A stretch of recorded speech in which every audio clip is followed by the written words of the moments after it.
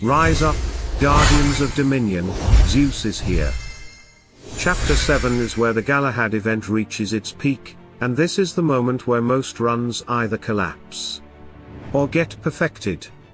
In this video, I'm going to show you how the right scaling decisions, one key shift in your build, and precise shop control can turn this final chapter into a clean win, even when resources start running thin.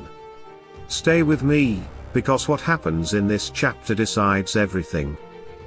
And now we step into the final challenge.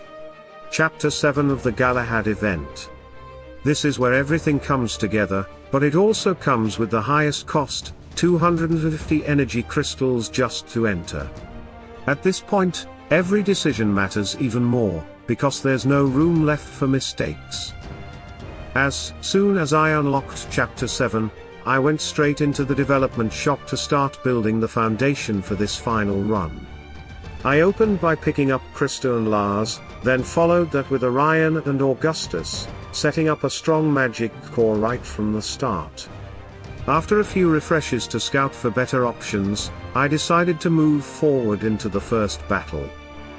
The first enemy team was 2 Galahads and 3 Emiras. Despite the unusual setup, the fight was very easy and fast.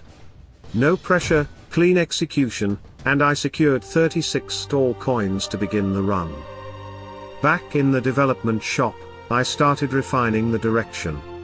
I brought in Cascade, adding more flexibility and damage potential.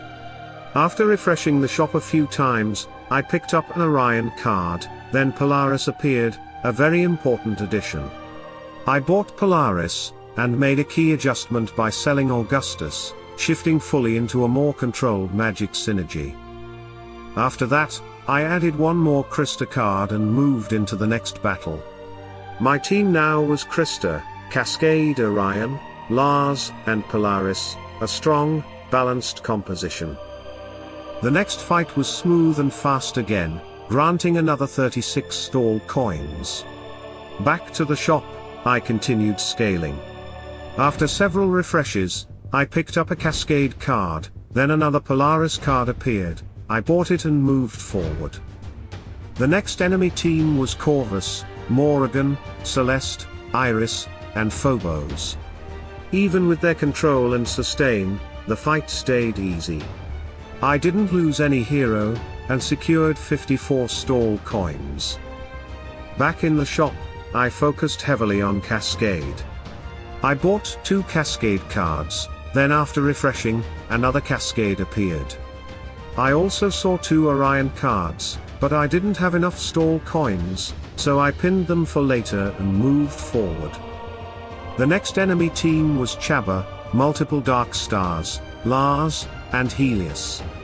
Again, the fight was clean and controlled. No losses, and another 54 stall coins added to my resources. Back to the shop, I bought Orion, then after refreshing, another Cascade card appeared, I bought it. One more refresh brought Polaris again, which I also picked up before heading into the next battle. Before entering, I noticed another Cascade card but didn't have enough stall coins, so I pinned it. Then I moved into the fight against Kayla, 2 Jorgens, Orion, and Aiden. This fight was still under control. No losses, and I secured 80 stall coins. Back in the development shop, I bought the pinned Cascade, and now Cascade was maxed, which is a huge power spike at this stage. After refreshing, I bought Lars and Krista cards along with 2 Polaris cards, spending all my stall coins to strengthen the core before moving forward. The next enemy team was Aurora, Arachne, Nebula, Martha, and Sebastian. This fight took longer due to their sustain and control, but the team held strong. No losses, and another 80 stall coins secured. Back in the shop, I continued upgrading. I bought Lars, then after refreshing, I found Krista cards. On the next refresh, even more Lars and Krista cards appeared, but I didn't have enough stall coins, so I pinned them and moved forward. The next enemy team was Galahad, Lyria, Celeste, tie, and folio. This fight was surprisingly fast, and I secured another 80 stall coins. Now back in the development shop for the final preparation. Unused lives converted into 180 stall coins, giving me a strong boost before the boss. I bought the previously pinned Lars and Krista, then shifted into pets. I picked up Mara, Biscuit, and Axel to support the team. After a few refreshes, one more Krista card appeared. Now Krista was maxed. Then I bought Chorus, and after refreshing again, 3 Orion cards appeared. I bought them, and now Orion was also maxed. At this point, only Lars and Polaris remained to be fully developed. I kept refreshing the shop, losing stall coins with each refresh, waiting for the final upgrades. Eventually, Polaris appeared, expensive, but I bought it immediately and moved into the boss fight.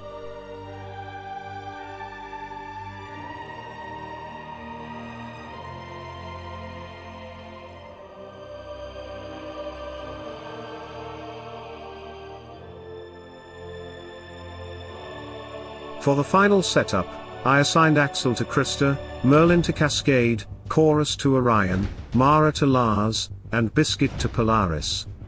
Team Pet was Chorus. The boss team was Dante, Sebastian, Orion, Augustus, and Dorian, a very popular and dangerous composition. The fight took longer than usual, but the control and synergy of my team carried through. I didn't lose any hero, and in the end, I secured the final victory, earning the grand prize, a totem fragment, 50,000 valor coins, and 10 medallions. And that's chapter 7. The most expensive, the most demanding, but also the most rewarding, if you stay patient, build smart, and commit at the right moment. And that's chapter 7, high cost, strong enemies, but with the right scaling and patience, a clean and controlled finish. Let me know in the comments how your final run went and what team carried you. Don't forget to like, subscribe, and turn on notifications, more strategies coming. Because in Hero Wars, smart decisions win battles.